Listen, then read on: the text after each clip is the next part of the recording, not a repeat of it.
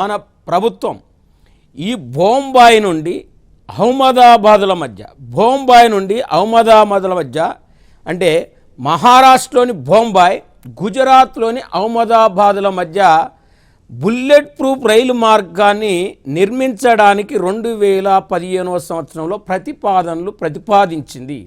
అంటే దాదాపు ఈ బొంబాయి నుండి అహ్మదాబాద్ మధ్య గంటకు 320 కిలోమీటర్ల వేగంతో నడిచే బుల్లెట్ ప్రూఫ్ రైలు మార్గాన్ని వేస్తున్నారు. దీని మొత్తం పొడవు 508 కిలోమీటర్లు.